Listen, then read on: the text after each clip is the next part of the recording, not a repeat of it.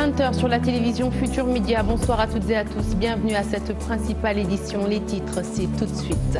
Mondial féminin de basketball. Le Sénégal fait face en ce moment même à l'Espagne pour une place en quart de finale. Nos envoyés spéciaux nous feront le résumé de ce match en direct. 16 ans après le drame, la douleur est toujours aussi vive. Le naufrage du Joola, la pire catastrophe que notre pays ait connue. Retour sur le film de cette tragédie qui a coûté la vie à plus de 1800 personnes. Dans cette édition également, le message de deux pupilles de la nation aux autorités. Rokhaya Diédhiou et Dado Seye plaident en faveur d'un élargissement de la subvention aux orphelins âgés de plus de 18 ans. L'horreur à la patte d'oie bulleuse, le corps sans vie de Mohamedou Batou Koulibaly retrouvé dans un bassin de rétention. Les riverains accusent l'entreprise CSE et la municipalité. Les associations de protection de l'enfance dénoncent la circulation sur les réseaux sociaux de vidéos montrant le corps sans vie du petit Mohamed Koulibaly. Le patron du gouvernement répond au patron de la médiature. Mohamed Boun Dionne n'apprécie pas la sortie d'ABC en visite à Kaolack. Il a recadré le médiateur de la République. Les détails au cours de ce journal. Dans ce journal, nous donnerons également la parole à Momar Seyni Ndiaye après les déclarations d'ABC. L'analyste recommande à Alioune Badara Cissé de choisir entre son statut de médiateur et son rôle d'homme politique. Mauvaise qualité de l'offre Internet. Abdou Karim Sall s'en prend aux opérateurs. Le DG de la RTP informe d'une mise en demeure servie aux 3 différents opérateurs. Abdou Karim Sall s'exprimait en marge du séminaire du Réjotique actuellement en cours sur la Petite Côte. Voilà pour les titres. Le développement, c'est tout de suite.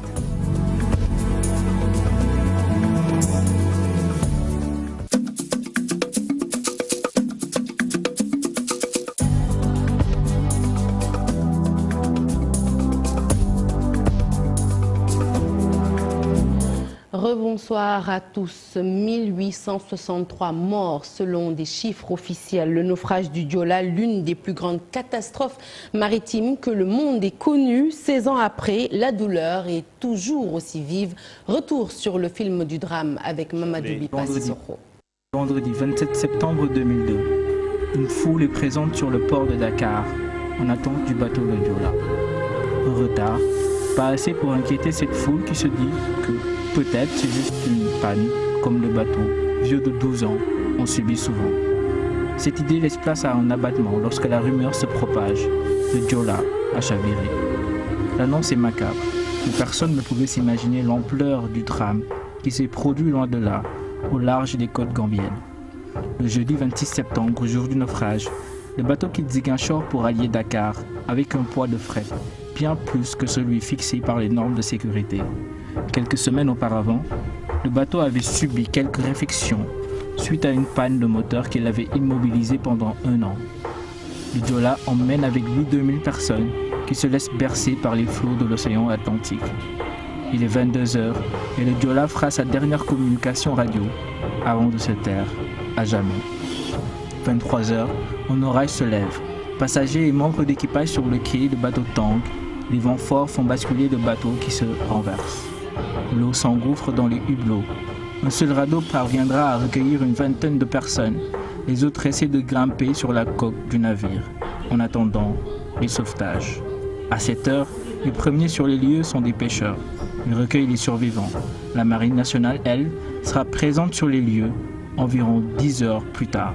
1863 morts, bilan officiel du drame.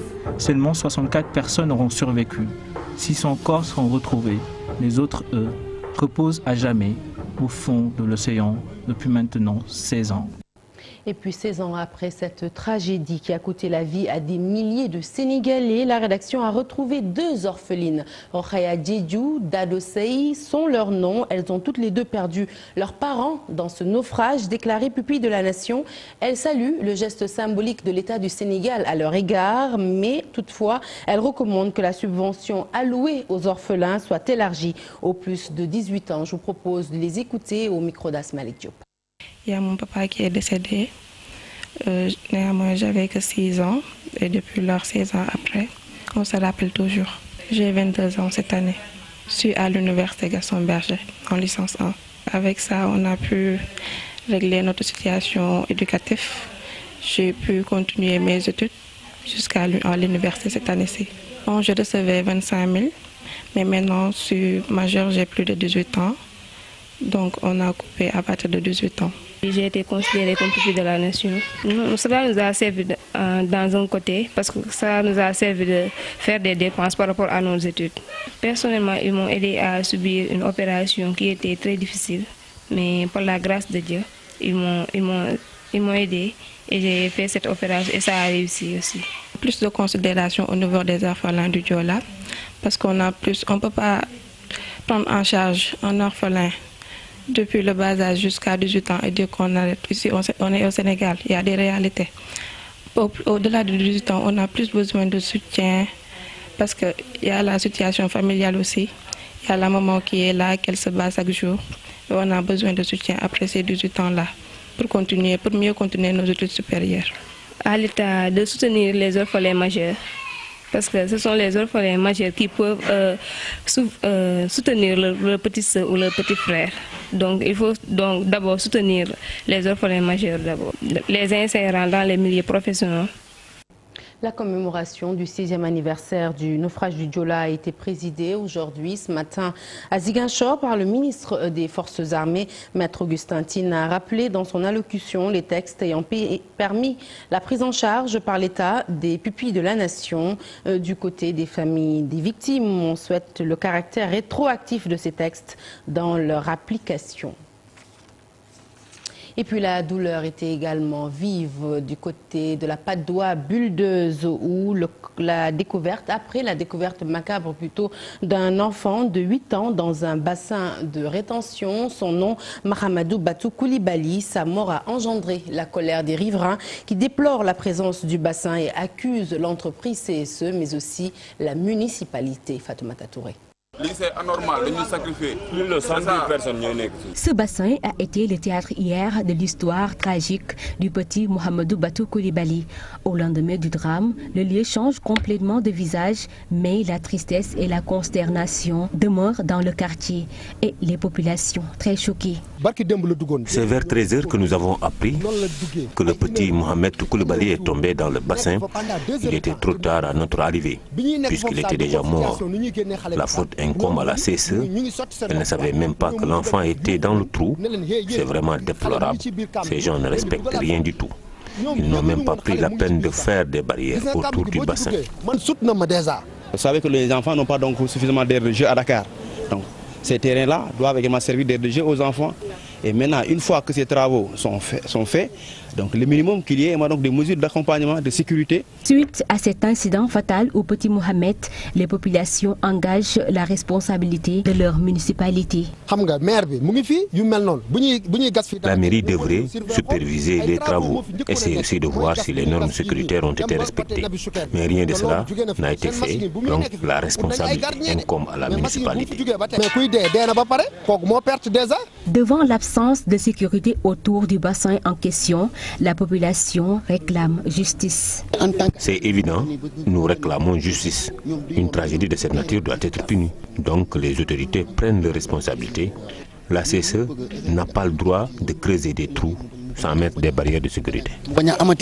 Aujourd'hui, presque dans chaque coin de rue, il y a des trous béants, une situation inquiétante, raison pour laquelle les habitants de la Patte d'Oie exhortent les parents à veiller sur leurs enfants, mais aussi que les responsabilités soient situées.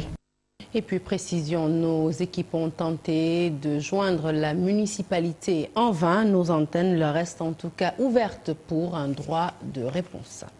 Et outre la mort du petit Mahamadou Koulibaly, autre fait qui a provoqué le choc et la colère de milliers de Sénégalais, ce sont les images de son corps gisant dans le bassin de rétention, des images visibles à travers des vidéos postées sur les réseaux sociaux. Un acte immoral que famille de la victime, mais aussi association en faveur des droits de l'enfance condamnent vigoureusement. Swadou Ndiaye.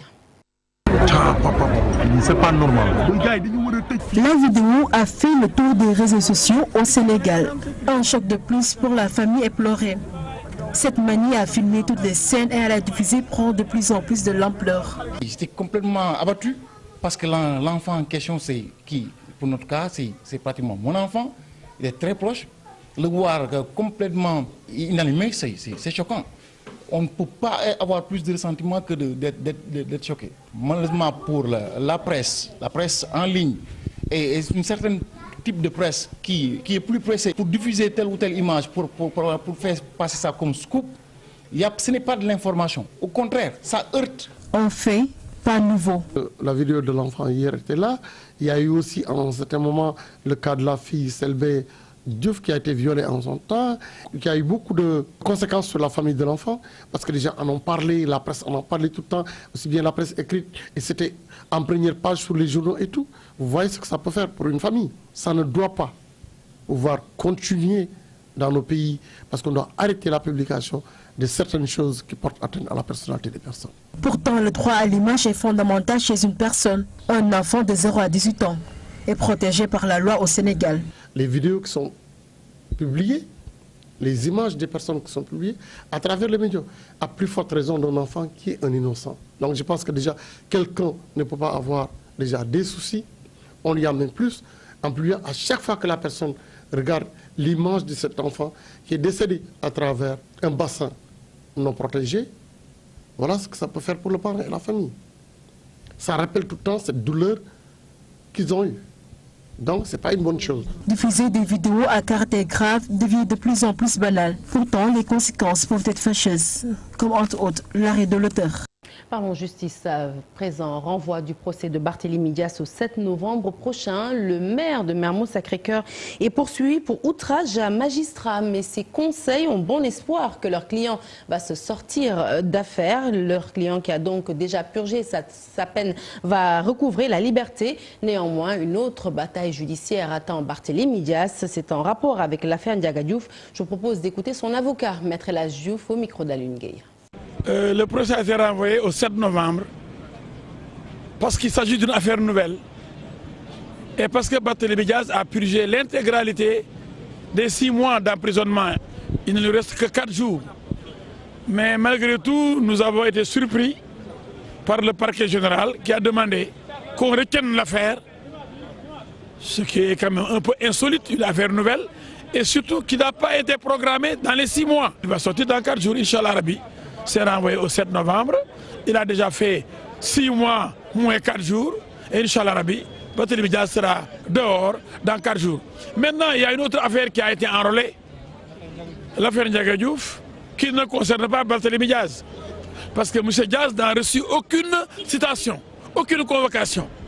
Et puis le collectif pour la justice et contre les violences policières s'engage à combattre l'abus d'autorité commis sur les citoyens par les forces de l'ordre. En conférence de presse, les membres de cette initiative sont revenus sur l'agression du jeune Omar Watt au cours d'une altercation avec des militaires français. Une affaire qu'ils disent suivre de près. Nous écoutons les membres du collectif au micro de Ndeye Marie Dabo. Nous avons remarqué qu'il y a une semaine de cela, un concitoyen sénégalais du nom de Omar Watt a été tabassé par 5 militaires français aux abords des Almadies, que nous regrettons malheureusement et que nous avons remarqué que depuis lors, aucune autorité ni sénégalaise ni française n'est venue au chevet de la famille de Omar Watt pour s'enquérir de sa situation, de sa santé. Nous regrettons ce silence de l'État sénégalais surtout, parce que si c'était en France, si c'était un militaire français qui avait tabassé un citoyen français, vous savez mieux que moi, cela ne se serait pas arrêté de cette façon. Alors nous avons déposé une marche pour le samedi à 15 h chez le préfet de Dakar. L'itinéraire, ça sera de la place de l'Obélisque jusqu'à la RTS. Actualité politique à présent. La dernière sortie du médiateur de la République fait réagir le patron du gouvernement. Mohamed Boun Abdallah Dionne recadre Alioune Badara Cissé. Selon lui, le médiateur de la République soumis à l'obligation de réserve n'a pas à faire ce genre de déclaration.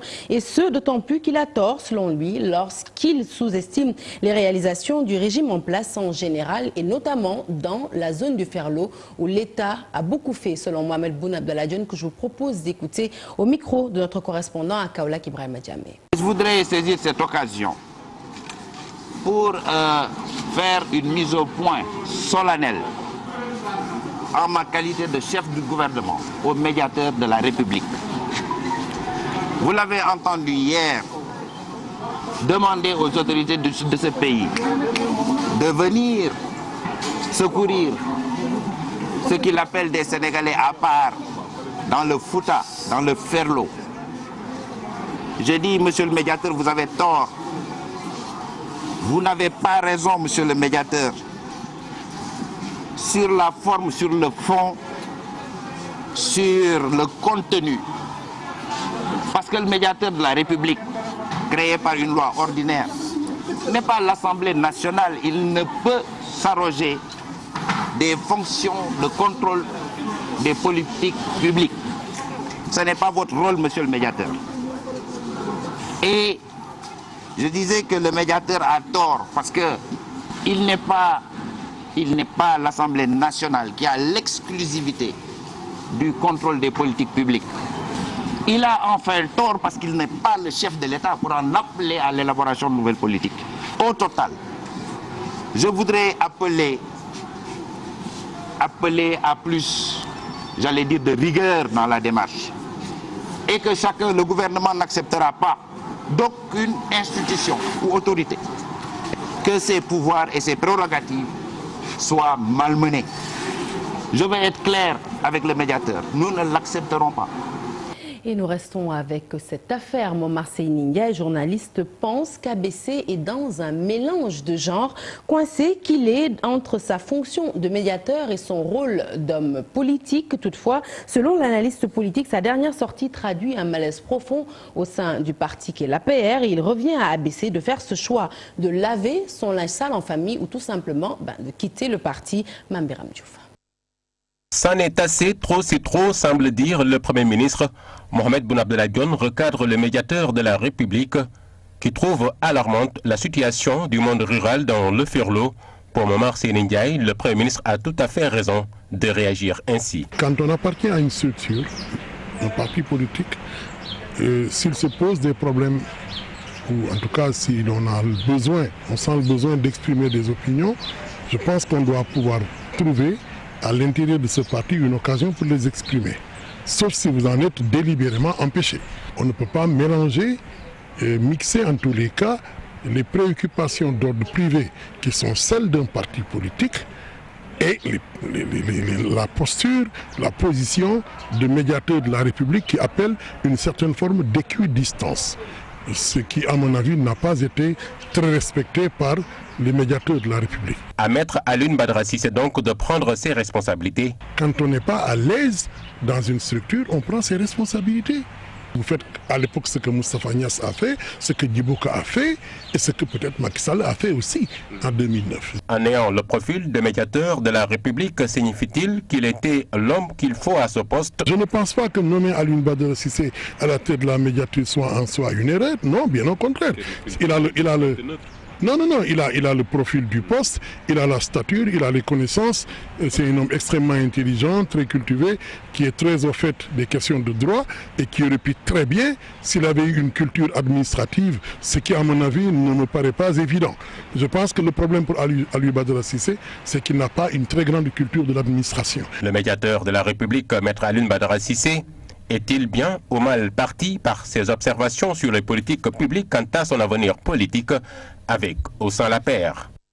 Nous parlons tout à fait autre chose à présent. L'autosuffisance en riz au cœur d'une conférence ministérielle entre pays d'Afrique. Occasion saisie par le ministre de l'Agriculture pour inviter ses pairs à miser sur une approche systémique dans leur politique d'autosuffisance en riz. Dr Papa Abdoulaye Seck pense qu'il est nécessaire pour les dirigeants africains de hâter le pas afin d'exploiter les potentialités du continent dans le domaine. Je vous propose de l'écouter au micro de Seynou Thiam.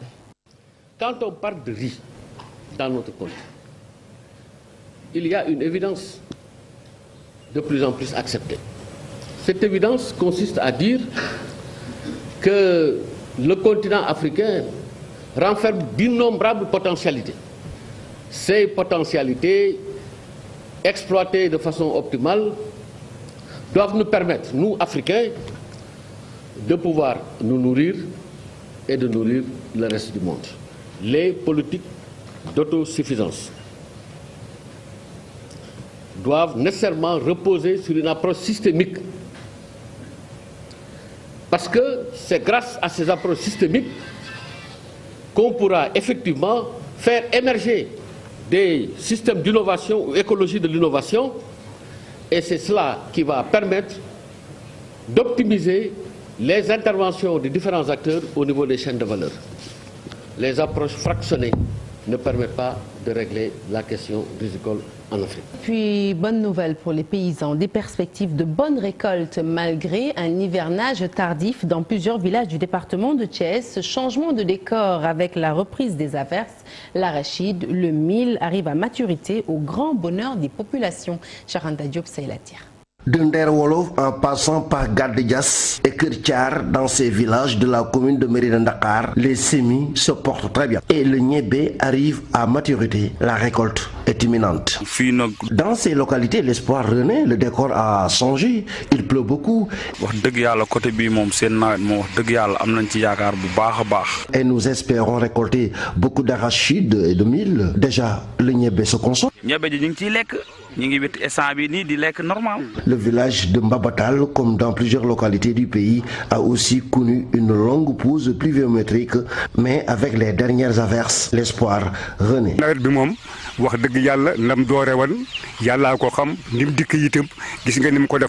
Avec cette longue pause pluviométrique, nous étions vraiment inquiets. Mais aujourd'hui, Dieu merci, tout arrive à maturité. Et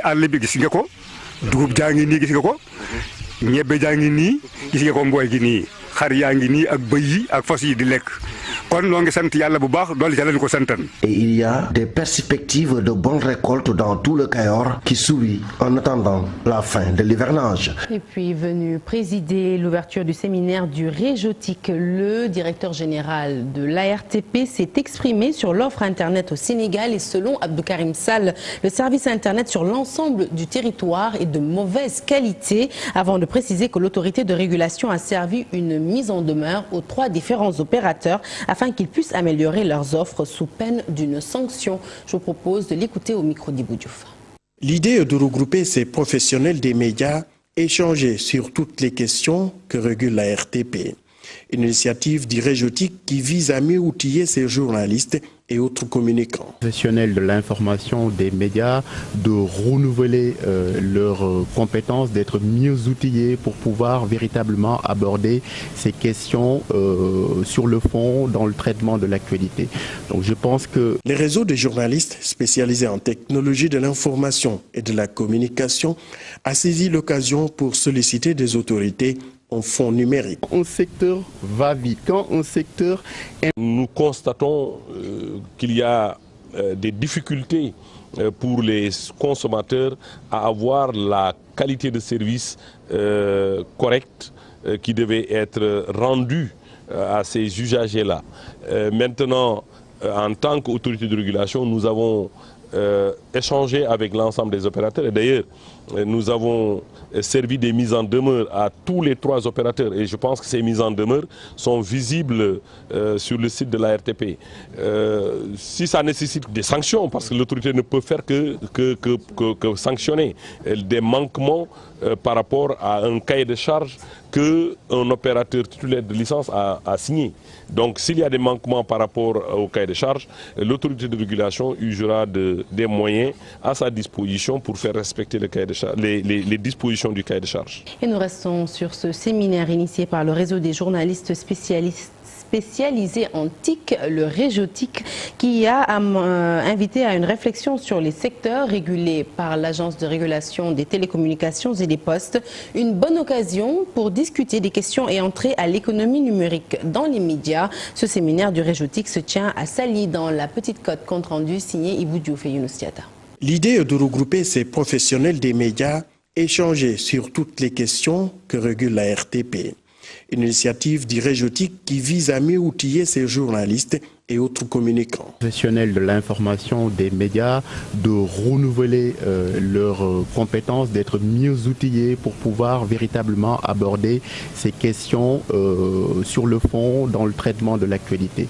Donc je pense que les réseaux de journalistes spécialisés en technologie de l'information et de la communication a saisi l'occasion pour solliciter des autorités en fonds numériques. Un secteur va vite. Quand un secteur impacte l'économie nationale, parce que ça contribue à hauteur de plus de 5%, ça contribue à plus de 5% au produit intérieur brut.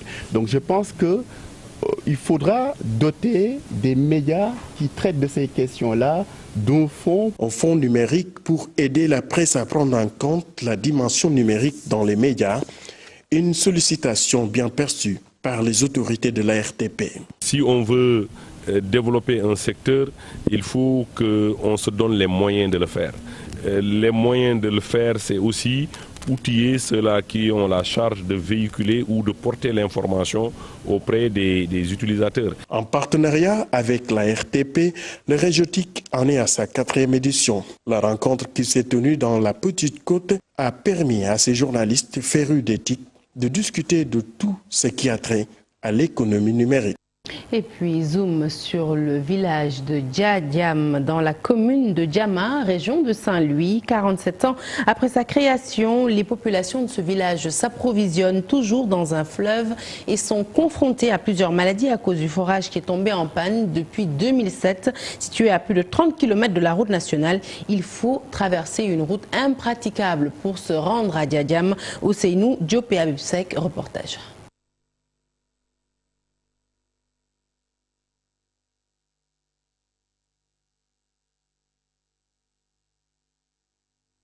Diadiam est un village de plus de 900 âmes dans la commune de Diama, région de Saint-Louis. Le poste de santé n'existe que de nom. Fondé en 1971, ce village est toujours enclavé.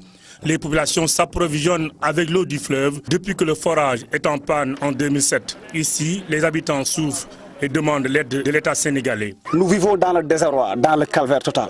Nous sommes vraiment délaissés. On vit vraiment dans le calvaire. Nous sommes tous des cadavres ici. Nous sommes tous des cadavres. La nécessité première, c'était l'eau. On a une eau qui est vraiment non buvable. Même les animaux ne peuvent pas le boire. C'est une eau qui est là, qui vraiment les images parlent d'elles-mêmes. On a une eau qu'on ne peut pas boire. Oui. Pour les habitants de Diadiam, le gouvernement doit penser à la réhabilitation du forage pour faire face aux nombreuses maladies issues de l'eau du fleuve qu'ils consomment depuis 11 ans. Sont multiples ici. C'est des maladies qui sont liées à la dysenterie, la bilharziose, périfécale, sont tous des maladies qui sont là. C'est des maladies qui datent depuis très longtemps. On pense qu'au Sénégal, c'est des maladies qui ont déjà été éradiquées. Mais aujourd'hui, à Diadiam, on trouve toutes sortes de maladies qui sont liées à l'eau. Le forage, il était en panne depuis 2007. Depuis 2007, on a fait toutes les sortes de démarches pour que notre forage soit fonctionnel. Jusqu'à présent, on avait passé par notre mer, mais jusqu'à présent, bouche bée.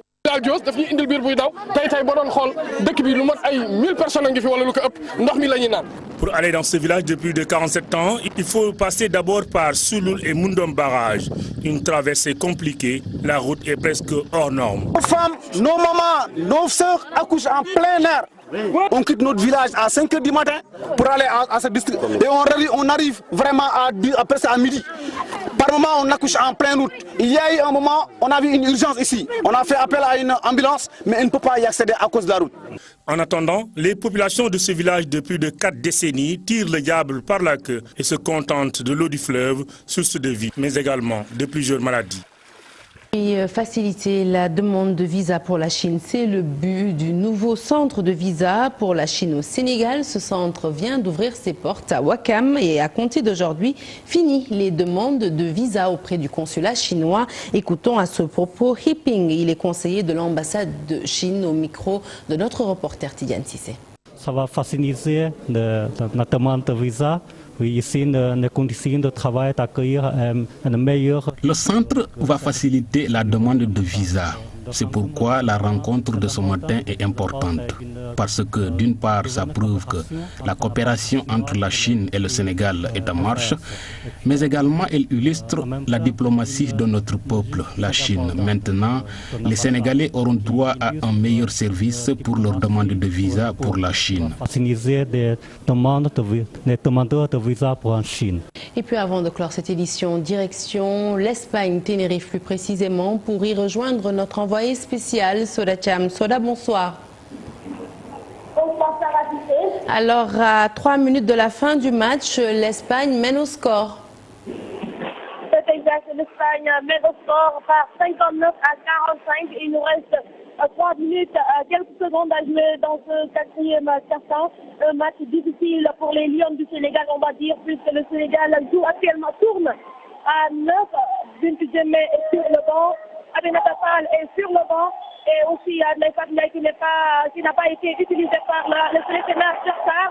Astou Traoré, la meilleure marqueuse du Sénégal, de l'équipe nationale du Sénégal, n'a pas aussi beaucoup joué, puisqu'elle souffre une blessure au niveau de son genou. Donc, ce sera très compliqué pour le Sénégal de rattraper cette équipe d'Espagne. On espère encore voir le Sénégal revenir, mais en tout cas, ce sera très difficile. Il nous reste encore 2 minutes, quelques secondes, et c'est l'Espagne qui mène toujours par 59 à 47. Merci beaucoup, Soda Thiam, donc pour ces éclairages. On croise encore les droits, même bon, s'il faut on sera optimiste encore pour 2 minutes. On croise les doigts, en tout cas, pour nos braves Lyon. Merci de nous avoir suivis. Prochain rendez-vous de l'information, le tout en images à 0h. L'info qui se poursuit sur votre site www.igfm.sn. Excellente suite de programmes sur la TFM. Excellente soirée. À demain.